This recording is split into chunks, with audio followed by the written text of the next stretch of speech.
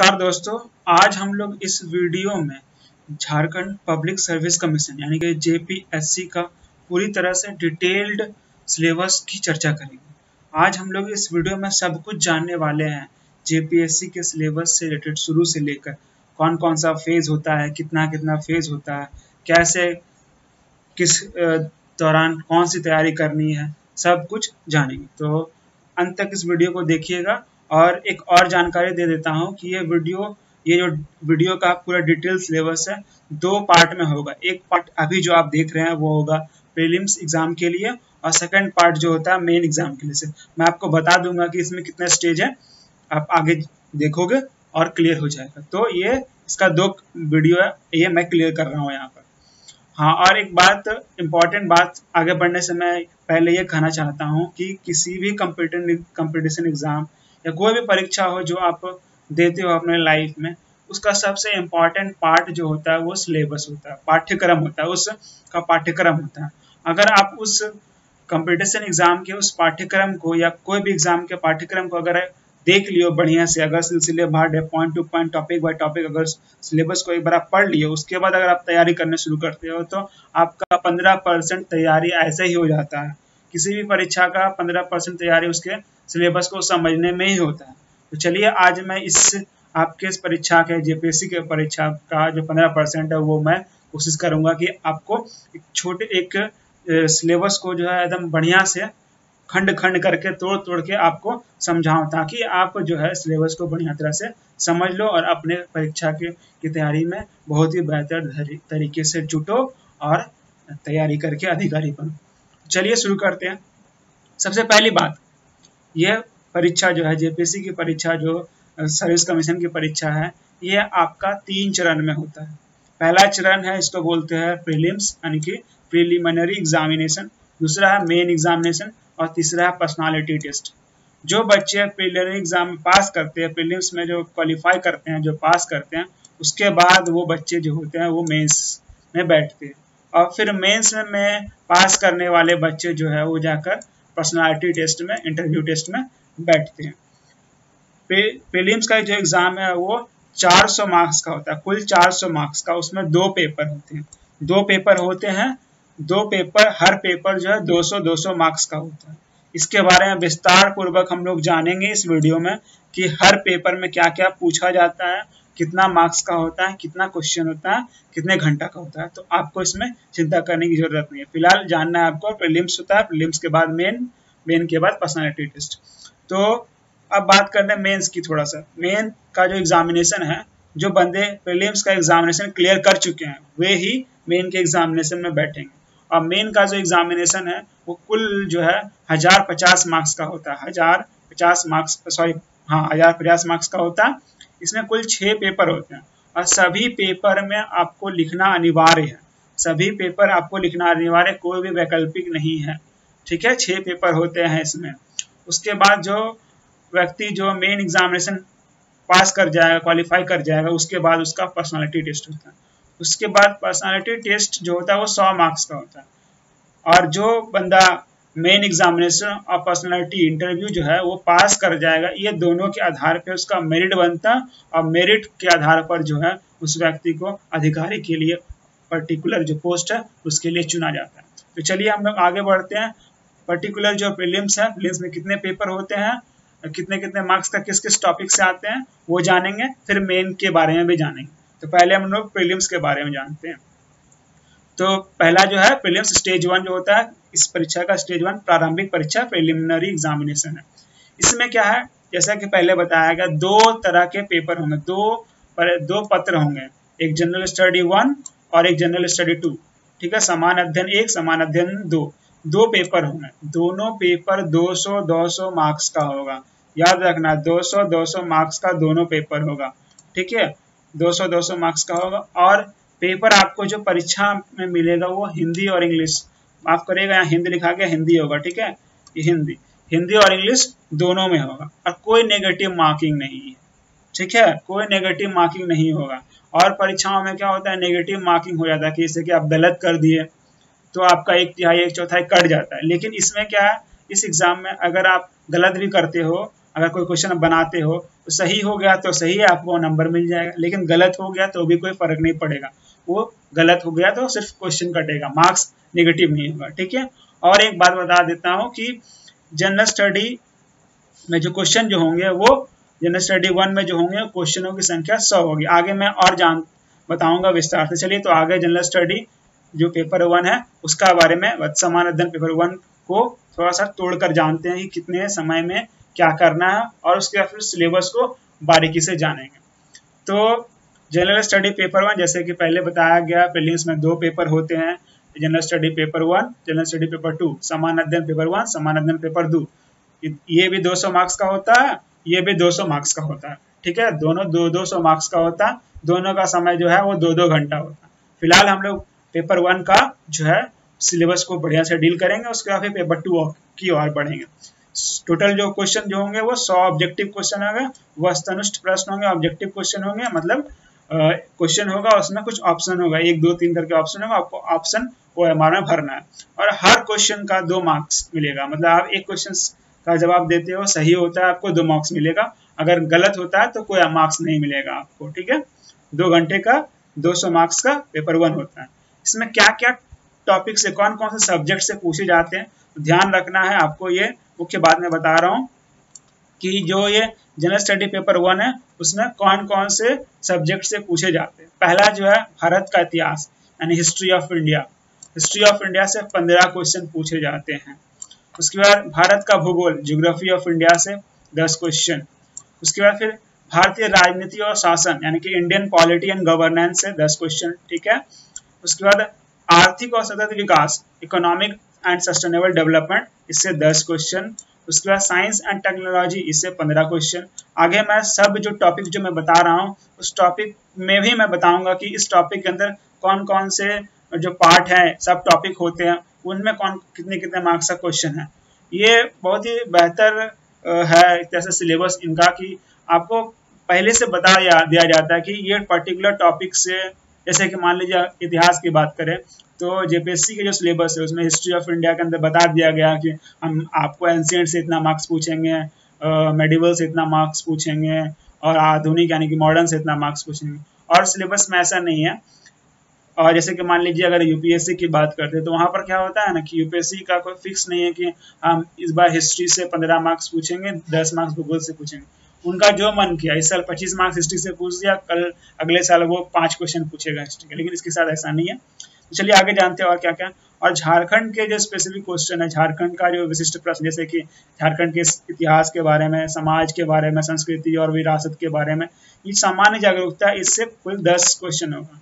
हम अपने चैनल पे इसका पूरा एक सीरीज लेकर आएंगे, आप उसको देख लीजिएगा। उम्मीद है उसको देखने के बाद आपको ये जो झारखंड स्पेसिफिक क्वेश्चन है वो क्लियर हो जाएगा। उसके बाद राष्ट्रीय और अंतर्राष्ट्रीय जो घटना है, नेशनल इंटरनेशनल करंट इवेंट, इस पे भी 15 क्वेश्चन बनता है, यानी कि जो करंट अफेयर है, करंट अफेयर के आधार पर 15 क्वेश्चन।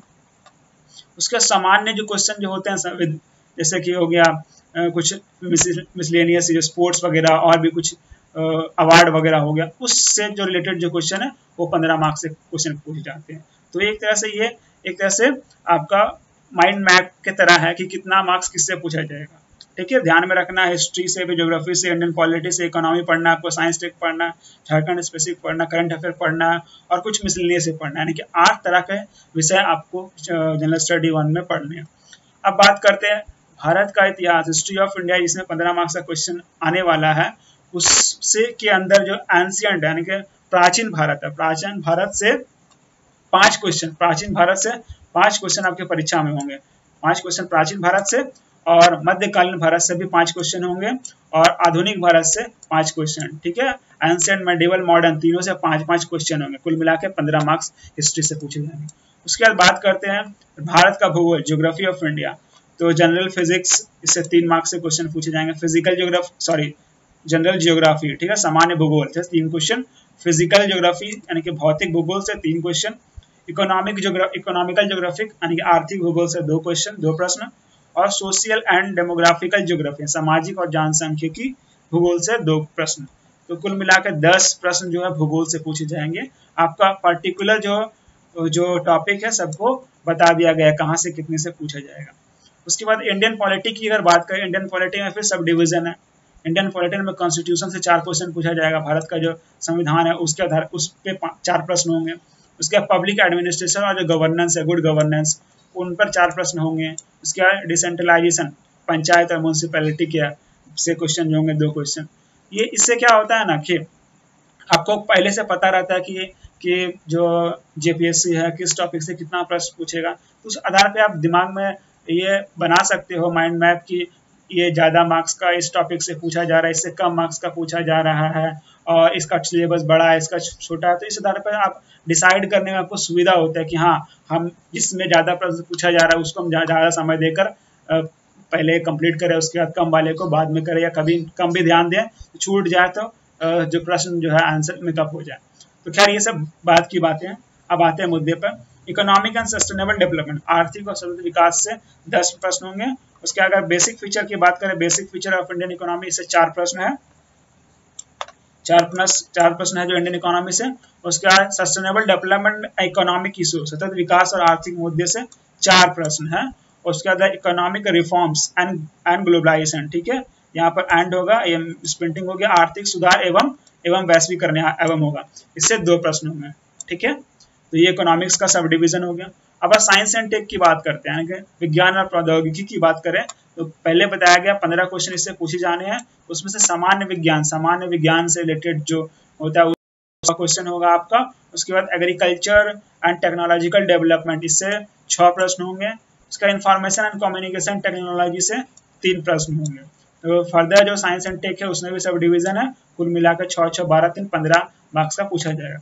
उसके बाद झारखंड स्पेसिफिक में कुछ विशेष डिवीजन नहीं है, इसमें आपको बहुत सारी चीजें पढ़ने, इतिहास, समाज, मतलब झारखंड से जितना भी जनरल अवेयरनेस होना चाहिए वो सारा पढ़ना है। इसका इस चैनल पर मैं सीरीज लेकर आऊंगा, तो देख लीजिएगा उसको, आपको उम्मीद है कि कंप्लीट हो जाएगा ये 10 मार्क्स का क्वेश्चन। अब आते हैं नेशनल इंटरनेशनल करंट इवेंट, ये 15 मार्क्स का क्वेश्चन है। इसमें कोई सब डिवीजन नहीं होता है क्योंकि ये प्रतिदिन हमारे आसपास बहुत सारे अंतर्राष्ट्रीय और राष्ट्रीय घटना होते रहते हैं। तो उस अंतर्राष्ट्रीय राष्ट्रीय घटना और आपके जो टॉपिक है science and tech, history, geography, polity, international relation, इन सबको आपको करंट अफेयर से जोड़कर पढ़ना होगा। ये बहुत ही इंपॉर्टेंट हो जाता है और सबसे ज़्यादा समय जो किसी भी जो विद्यार्थी है, एस्पिरेंट है, उसको सबसे ज़्यादा समय इसी में लग जाता है। तो खैर इसका भी हम सीरीज लेकर आने की कोशिश करेंगे। उसके बाद general question of miscellaneous nature, और जो विविध प्रकृति के सामान्य जो प्रश्न है उससे 15 क्वेश्चन।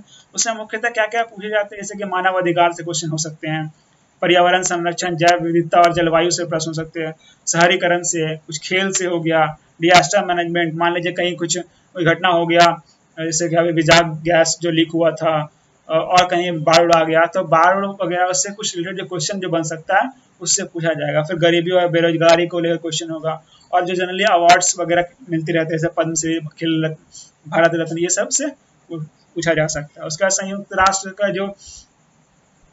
जो है और उनसे इंटरनेशनल एजेंसी, जैसे जो अगर बात करें सार्क हो गया, फिर आपका WHO हो गया, अभी पेंडेमिक को लेकर ज़्यादा चर्चा में, इस तरह से इनसे रिलेटेड कुछ क्वेश्चन पूछे जा सकते हैं। तो ये था आपका मिसलेनियस से जो टॉपिक है उसमें क्या क्वेश्चन आएंगे। अब हम लोग बात करते हैं, आगे बढ़ते हैं, जनरल स्टडी पेपर 2। अभी जितना हम लोग ने जाना वो सारा जनरल स्टडी यानी कि सामान्य अध्ययन पत्र जो है 1 का था, 1 का सारा वहाँ में वो सब पढ़ना था।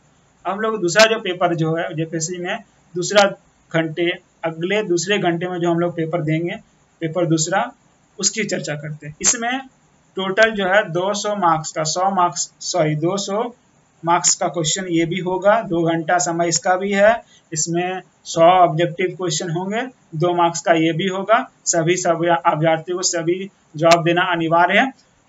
इसमें जो है पूर्ण रूप से पेपर 2 में जो है झारखंड स्पेसिफिक क्वेश्चन ही रहेगा, झारखंड स्पेसिफिक क्वेश्चन रहेगा।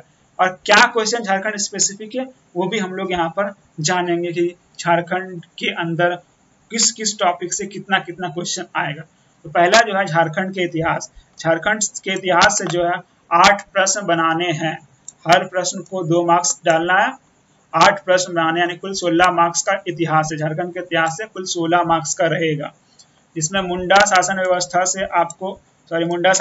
से 1 क्वेश्चन, नागवंशी शासन व्यवस्था से 1 क्वेश्चन, पढ़ा पंचायत शासन व्यवस्था से एक क्वेश्चन, मांझी शासन व्यवस्था से एक क्वेश्चन, मुंडा परगना शासन व्यवस्था से एक क्वेश्चन, डोगला सोहर शासन व्यवस्था से एक क्वेश्चन और जातीय पंचायत शासन व्यवस्था से 2 प्रश्न। इन सब के बारे में हम लोग जो है अपने वीडियो में चर्चा करेंगे, ठीक है, आपको चिंता करने की जरूरत नहीं है। अब बात करते हैं झारखंड आंदोलन। झारखंड आंदोलन से कुल 7 प्रश्न आ सकते हैं आपके परीक्षा में, 7, और हर प्रश्न का 2 मार्क्स मिलेगा, यानी कुल 14 मार्क्स के जो है क्वेश्चन आंदोलन से आएंगे, झारखंड के आंदोलन से। झारखंड के आंदोलन में झारखंड के सदन हो गए हैं, झारखंड के आदिवासी, झारखंड के स्वतंत्रता सेनानी, इससे एक एक प्रश्न होंगे, एक एक प्रश्न होंगे। आपके स्क्रीन पर दिख रहा होगा, आप स्क्रीन पर भी ध्यान दीजिएगा। हो सकता है कभी मैं अपने कुछ आगे पीछे बोल दूं, आप स्क्रीन से ही वेरीफाई करिएगा।